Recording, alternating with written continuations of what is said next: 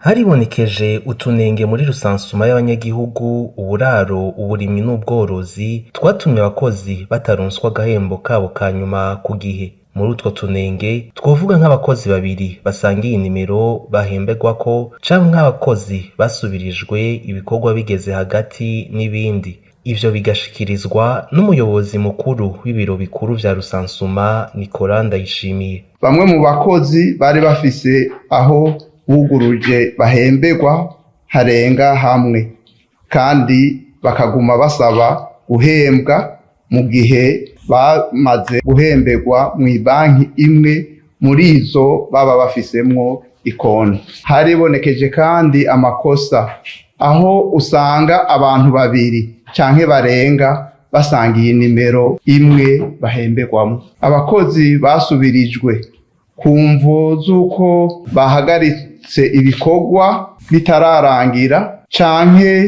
birukanywe, bigatuma intonde z'abakozi ziguma zihindagurika. Abakozi bataye bimwe mu bikoresho bategerezwa gusubiza.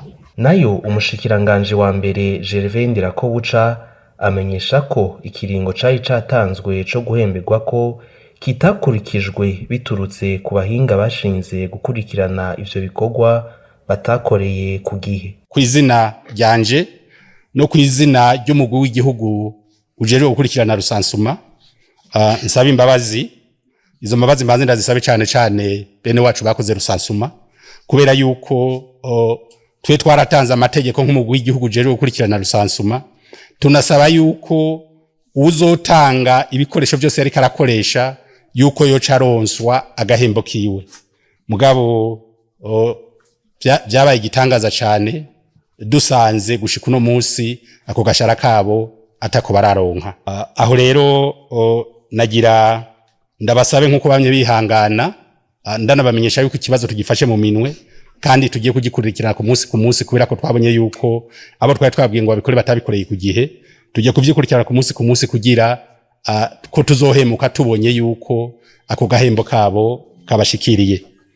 Ikigira kabiri, nagomba nk'umushikiranganji wa mbere nsaba imbabazi mpereye ku mukuru w'inamashinga amateka na nkenguza amateka eka n'abashinga amateka bose ku nyishu natanze, kubera ko nahenzwe nabo bategerezwa kubikora bambwira yuko vyose vyaheze, mugabo mu nyuma nkaza kwisanga atavyo barakora. Mwomenya ko ako gahembo ku bakozi ba rusansuma, umuyobozi w'ibiro bikuru vya rusansuma ahumuriza ko kagiye kuboneka.